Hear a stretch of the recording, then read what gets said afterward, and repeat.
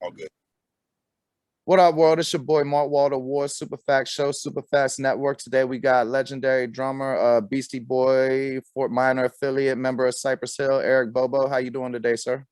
Doing good, man. How's everything? Man, life is great. How you loving that new Cypress Hill album? I see the reaction has been phenomenal. It's been great, man. I mean, to be able to still be doing it and still be relevant like this has been a great thing. We're just grateful to be still in the game. 30 years in, and still be able to give you that hip hop. You know what I mean? And we're really proud of the record, man. Speaking of the record, correct me if I'm wrong, but it's getting pressed up by Rough Nation, right? Yeah, they have something to do with it as well. BMG, so it's a collab thing. But yeah, I mean, we go back with Chris Schwartz because he was one of the co-founders for Rough House. Word. And it remains a family thing. Yeah, hey, I interviewed him, right? And I asked him if he ever played Schoolie D for Crisscross. He couldn't remember, but if he did, I wish I could have been there. Oh wow, yeah, man. I mean, I know Schoolie D was one of their first signings and everything, and of course they had Crisscross. So I mean, a lot of people don't realize that Rough House was definitely one of the premier labels, hip hop labels, that were out. I mean, before there was really like the Bad Boy and Death Row stuff, and and coming out of Philly, East Coast, they definitely helped pave the way. Yeah, definitely. I mean, since we're on that, we'll get back to the Cypress Hill album, but you got a lot of knowledge. Since we're on that subject, is there anything else you think that's underlooked? Like for example, a show I did the other day, I was talking about how MC Light's appreciated for her contribution, but I don't think she's appreciated for her flow. I feel like a lot of cats got elements of their flow from MC Light. Oh man, MC Light, I mean, she's a legend. She's an icon. I mean, she definitely helped pave the way, especially for females in hip hop. And people might think that hip hop, back then it was just just a guy's sport. But you have people like MC Light and Roxanne Shante and Queen Latifah that really helped put women on the map as far as premier MCs, because they got bars, man. They've always had bars. Who's underrated for putting Latinos on the map in hip hop? I mean, the first name I think of is like Kid Frost. Yeah, you got Kid Frost, Mellow Man Ace. They definitely helped pave the way as far as Latino MCs. But Latinos have always been a part of hip hop, early hip hop. I mean, yes, sir. From the graffiti part of it, from the DJ part of it, DJ Charlie Chase, to the breakdancing and everything like that. They've been there since day one as well. Shit, it was Puerto Rican rappers for sure, in them old school Jones. Yeah, exactly. So to say that they haven't gotten their due, I have to agree, because a lot of people just think that it was just an Afro-American thing, and Latinos have been there from the beginning. And even taking it even flow further, when you go back to like Sugar Hill Gang and Curtis Blow and everything like that, when it was before the sampling thing, and there were real live musicians. I mean, good point. They had percussion and all that stuff there, and the ones that were doing all of that was all Latino. So even musically, they've been there. And then you got people like Johnny Juice, who was part of the Public Enemy camp as well. They've been there, so it's not really uncommon. It's just they need to get their flowers. Man, I couldn't agree more. I mean, Cypress Hill definitely solidified it. And back to speaking on the next album, what would you say is your proudest contribution to it? Oh man, but helping to get Black Milk on board with us. I mean, we actually recorded Back in Black in the middle of recording Elephants on Acid. So it was definitely a thing. We had a little part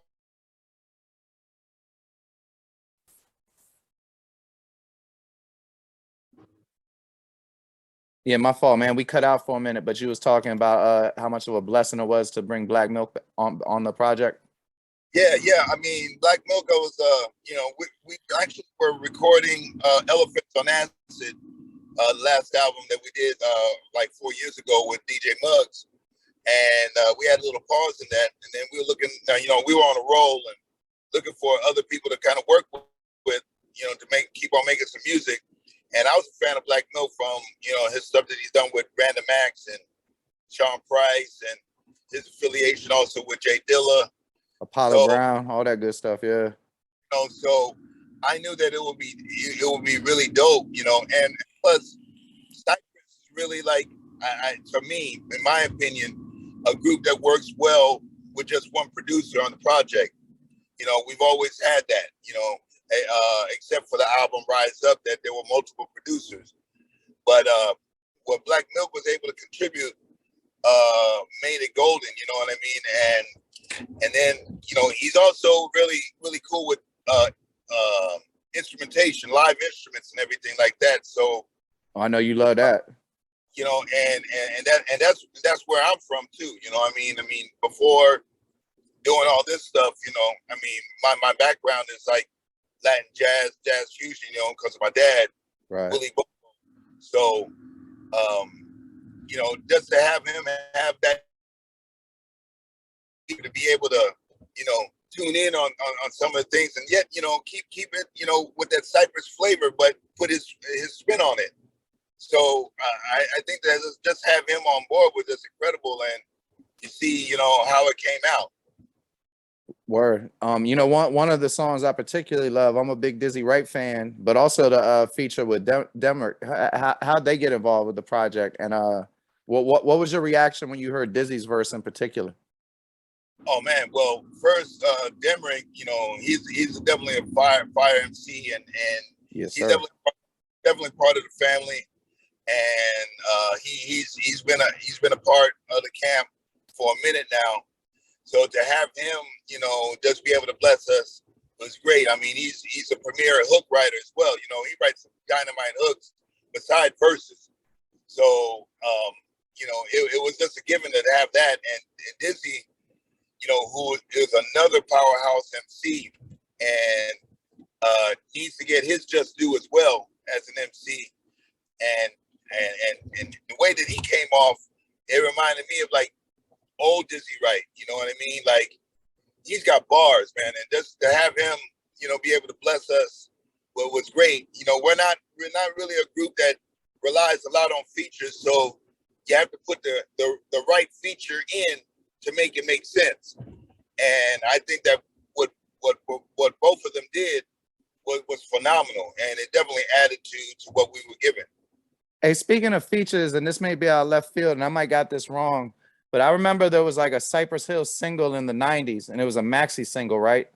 And, yeah. it had a remix. I think it had the Fugees on a song, but it definitely had a jump with Big Pun. It was like one of the first things I heard with Big Pun. Am I remembering that correctly? Well, that was actually something for Big Pun, and Be Real laid down a verse on that. I'm trying to remember the song, but it had Fat Joe and Big Pun. Yeah. And also it was Be Real. I was actually at that studio session, and this was right before we recorded that one. Right before he really, really like blew the fuck up. You know what I mean? It might have been the first time I heard him, bro. Like I might have heard that Fantastic Four, but I think that might have been the first time I ever heard him. Yeah, it was really, really early on. And then again, we're talking about Latinos. He's fire. No one was down Big Pun. And the thing about it, what I like is the fact that a lot of the Latinos, and hip hop, especially like out there in the East Coast, it wasn't about having to praise so much that they're Latino. It was about them just bars. The cherry on top was them being Latino. You know what I mean? So they didn't have to really press that. And not to say that there's anything wrong with that, but there's some people that just can't or won't relate to that. Just being like shoved down their throat. And I think that was also a success with Cypress. But getting back to that song, I mean, that was really the first time that I heard, Big Pun and actually to be there in the studio while he was laying down that verse, he was done with that verse in about a good 20 to 30 minutes. You know what I mean? So wow. he was on it. I mean, Fat Joe took longer to do his verse, but Big Pun, you were able to see that genius of him really early on, and before you know it, he was on the radio airways, mixtapes, and all this shit, and killing it. Yeah, no doubt. That was a huge motherfucking loss. Yeah. Another song. Now I don't know if you were involved in it or not, but I know you got some Fort Minor affiliation, and I don't know if this is a Fort Minor song or if it was a Demigod song or if it was a Dipset song, but it was a genre where like it was a remade Guns N' Roses song, and it had J.R. Ryder and Joel Santana and Mike Shinoda rapping on it. You know what I'm talking about? Yeah, I know which one you're talking about. Yeah, I mean, again, Mike Shinoda, for me, he's a dope MC.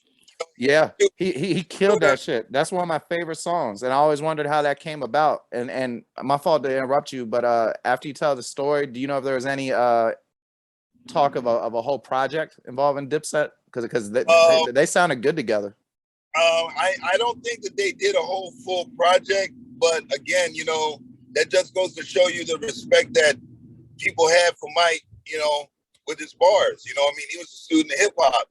He makes some dope beats as well. I mean, you can hear that influence in the Linkin Park stuff, but he was able to, you know, make some crazy, grimy ass fucking hip hop beats, and he had bars on top of it. And I think that a lot of people in the game, you know, were checking him out and saying, wow, you know, he really got some bars, you know. But unfortunately, I don't think that a full project with him and Dipset and them guys really materialized. But no, I know it did materialize. You know, I was just like, some of the things they said on the song made me think that there might have been plans to, I don't know, maybe do an EP or something. Well, I think that maybe that was, you know, a thought, you know, but again, you know, it does let you know that how well they blended together that it made you think that, you know what I mean? And it probably would have been dope if they did it. Hell yeah. Hell fucking yeah. I wish there had been more Demigods material. You know, I was gonna ask if you was gonna release another project like that Meeting of the Minds album.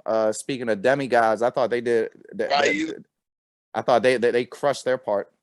Oh man, I mean, Demigods is definitely some of the, you know, premier peeps. You know what I mean? And I think that it was definitely something that I would hope to hear more from them. You know what I mean? Hell yeah. I wish they had came before fucking Kid Rock and Limp Bizkit and shit. Then we might have a whole different opinion of that type of music. Right. No, that's for sure, man. I mean, again, they were definitely, you know, a force to be reckoned with, you know, and they all have bars, man. Props out to them guys, you know, those are my boys. Yeah, and you know, like you said about the Latin MCs, speaking of people who don't get respect. I want, if you don't mind, I'd like to ask you a couple drumming questions. I'm pretty fascinated with the construction of music, but before we get into it, well, why do you prefer to be called a percussionist instead of a drummer? And if it's you know, my ignorance, I apologize. Well, the thing is, I mean, there is a difference. I mean, yes, I do play drums. I do play drum set. But my first thing was Latin percussion, conga drums, timbales, you know, bongos, you know, and drums are part of the percussion family. But I think that, you know, me stating that, that I'm a percussionist is true to what I do, you know, and I mean, some people have said drummer, but when you think of drummer, you just think of one thing. You think of just drum set. And I think that I do more than that, whereas drums are part of percussion. Gotcha. So, hey, percussionist, you know, you kind of like putting both of those things all together, you know, and, you know, luckily, you know, I've been able to, you know, do both on, you know, records, on Cypress Records and other people's projects as well. So, you know, to me, I think the term percussionist is just a little bit more. It sticks more. Do you know who Arab Music is? Yes. Do you consider what he does percussionist? I do. Because again, you know, it's more than just a drum thing, you know, and even the way that he constructs, you know,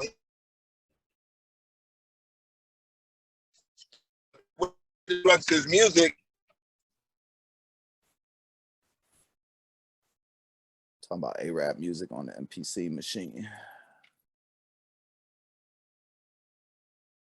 So you were telling us about how you consider what Arab Music does to be you consider that to be a percussionist as well, which I admire, because you know a lot of people you know, turn their back on new things, automatically dismiss them.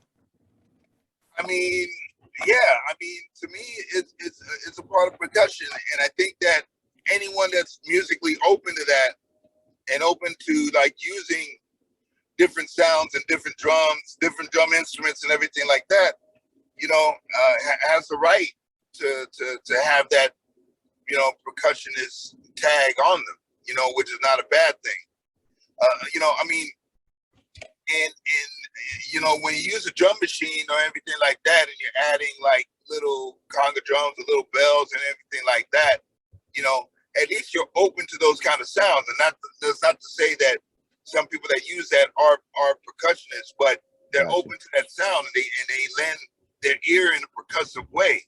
So, you know, to me, it makes sense. Nah, I can dig it. What you think? You know about DC Go-Go? What you think of that? Oh, I've always been a go-go fan. You know, my man. I mean, and that's a whole other different style of percussion. You know, when I say Latin percussion, I come from a Latin-based background, which is like, you know, mambo and salsa and all that kind of stuff. But go-go percussion is another level to that, because, you know, that encompasses soul and funk and everything, and it's played in a different way. So when you get that, you know, it's great. And I personally have wanted to like try it and do like go-go kind of stuff, and it's a different monster right there. You know how they get started? As far as the go-go, yeah, they don't know so much. They turn over the construction buckets and stand outside the metro station and play the construction buckets with drumsticks if they got them. But sometimes, you know, I've seen cats with chopsticks and shit. Yo, I mean, that's not far from how I started. You know what I mean? I was taking out my mom's pots and pans and playing shit with spoons. You know what I mean? What, your pops wouldn't let you use the drums? Oh, he let me, but even before I got to the drum, I'm talking about like when I'm like 2 or 3 years old. You in diapers and shit. Yeah, I can dig it. Yeah, exactly. So, you know, that's when he recognized that I had a little something in me, you know, and then kind of graduated to like, you know, little conga drums and stuff like that, which I still have, my first conga drum, and then going to like timbales. So he just recognized that I had a sense of rhythm, a sense of timing. And this was without just being in front of a drum. I just wanted to beat on something, make some sounds.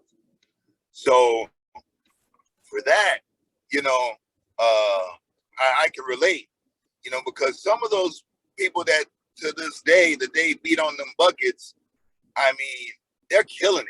Yeah. And the way that they're manipulating the sounds is incredible. You know what I mean? Yeah, I mean, they be beating on their chest while they doing it.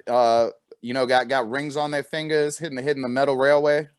Yeah, so, you know, you got to think, you know, when you're playing drum set, there are different drums. You know, you have the snare drum, you have the bass drum, you have the toms, you know, all of that stuff, and you have the hi-hats.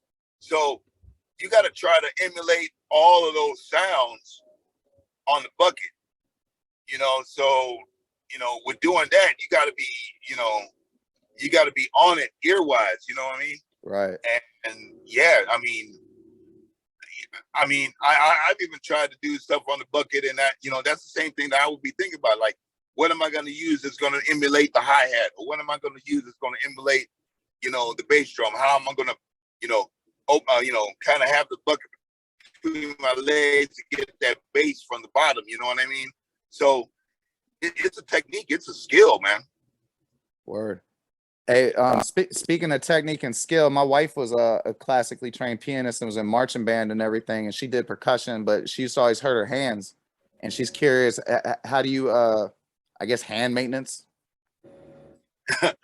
Yeah, hand maintenance. You have to, keep hitting on them skins, and develop those calluses on your hands. You know what I mean? Because even today, if I stop playing for like 6 months, I'm going to lose those calluses, and to try to rebuild them again, you got to go through the same old process, and sometimes, the hands will be hurting.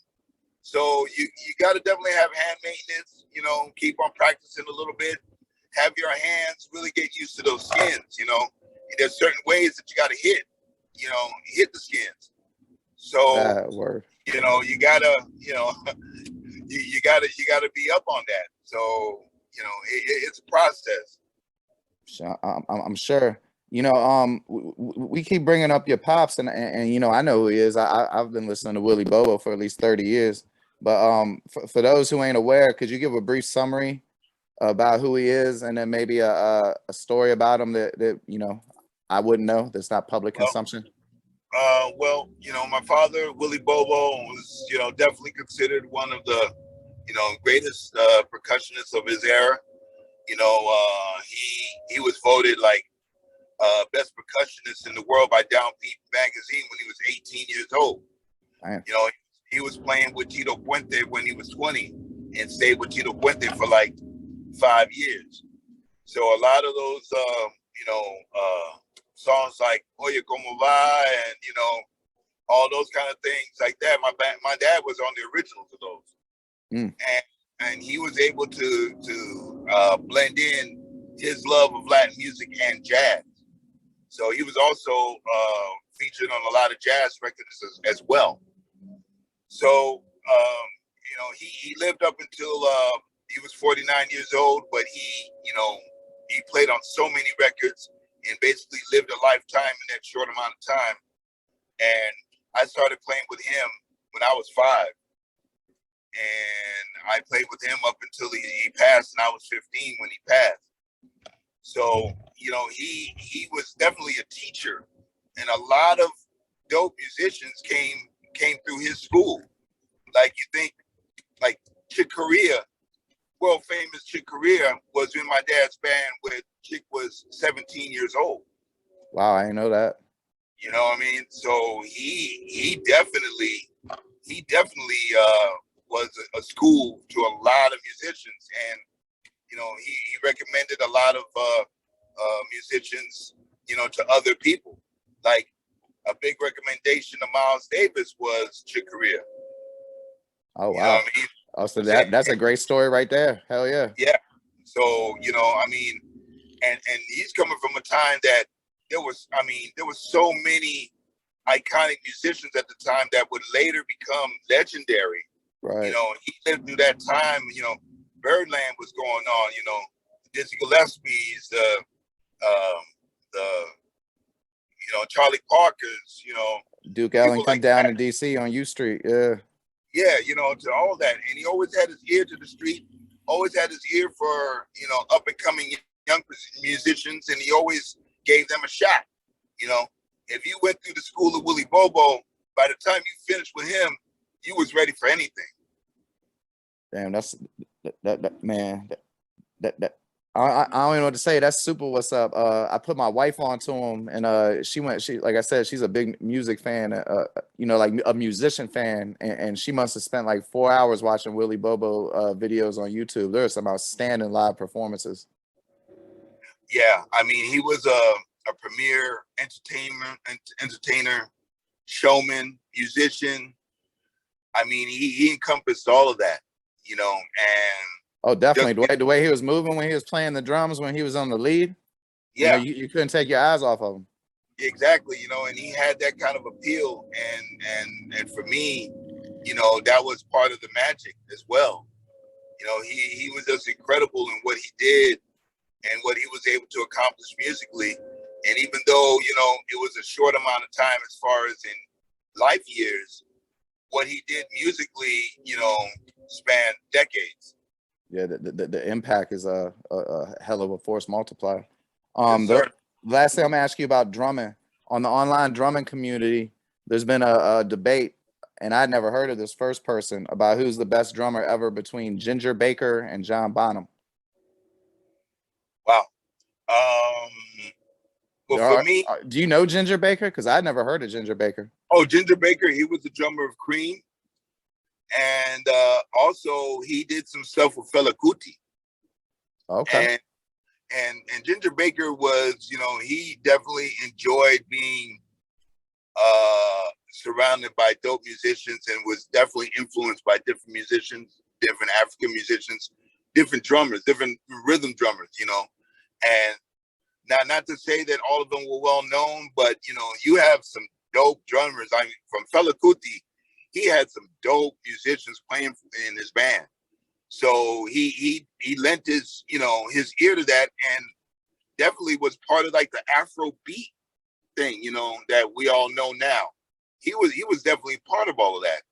So beside him doing rock drums and everything like that, he was able to put his spin on that, also with the Afrobeat stuff. And John Bonham, to me, who's one of my favorite drummers, I mean, he was one of the funkiest rock drummers out. I mean, he could lay down funk grooves, he could lay down blues, he could lay down heavy duty rock, I mean, even in his solos, you're able to hear that. Yeah. He was incredible, man. He was incredible. And for me, I mean, they're both in a class all by themselves. But if you ask me, I kind of tend to lean a little bit more toward John Bonham, because you were able to hear all these influences in his drumming, and in Led Zeppelin, you can hear, the Latin, you can hear the funk, you can hear all that stuff. And he's just an amazing dude. Yeah, I totally agree. I'm gonna get you out here on this before your socials. After working the Cypress album, what do you got coming up next? Oh wow, definitely got another album in the works with my man Stu Bangers. We released an album last year called Empires. Oh yeah, Empires was dope as shit. I meant to get to that. My bad. I'll make sure I include it in the Dirty Glove Bastard post. But yeah, Stu Bangers. I mean, both y'all did your thing, but yeah, Stu Bangers was he was shining.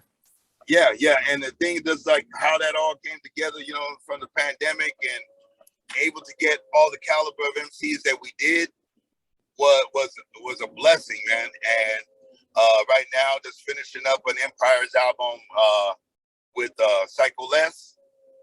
That's gonna be coming out soon. And then we also got another one, Empires production with Cujo Goody of the Goody Mob. Oh yeah, I'm well familiar. And we are starting to work on an Empires 2 project.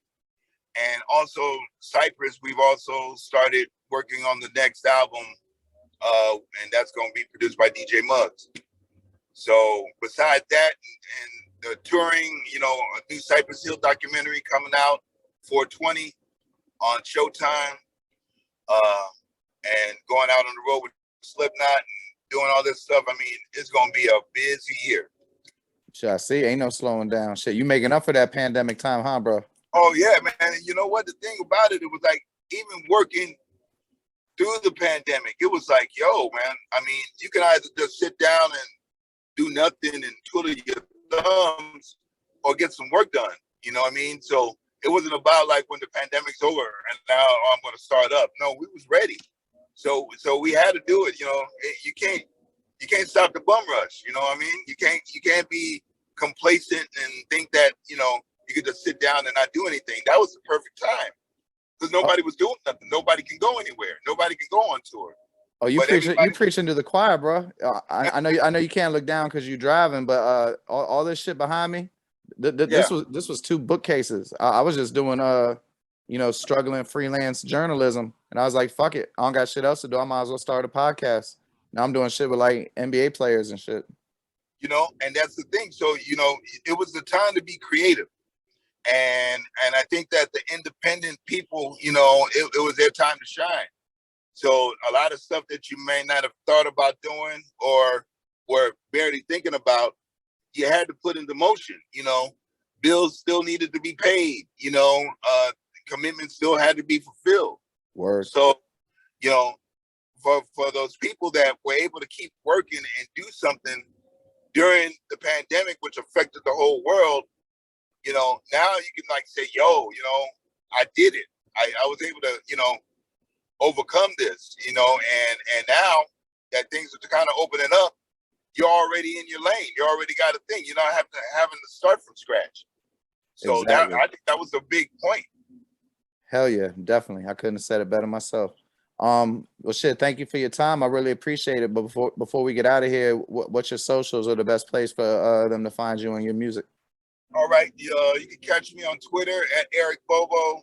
You can catch me on IG at Eric_Bobo. And also you can find me on Discord, which is a new thing that's really bubbling up now. And the name of my server is Bobo's Corner. So all of those places that you can find me.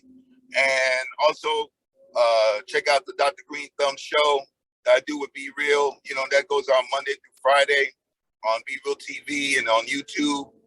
And, you know, we're just trying to keep everything, you know, going out to the people, to the fans. And got to thank them for keeping on with the support.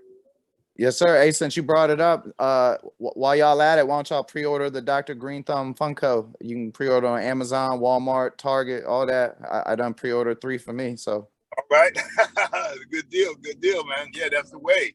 Oh, bro, Dr. Green Thumb don't just get in the podcast. He gotta be in the living room too, and one to save in case one get fucked up. You know what I'm saying? Exactly. See, you're thinking in the right way. Hey, you gotta prepare for the future, man. Hey, I appreciate your time. I want like you said, since Latinos don't get enough flowers, I just like to give you your flowers. Your accomplishments are just breathtaking. That's why you got a Hollywood star. So salute to you, everything you've done, and I look forward to hearing what you got coming up.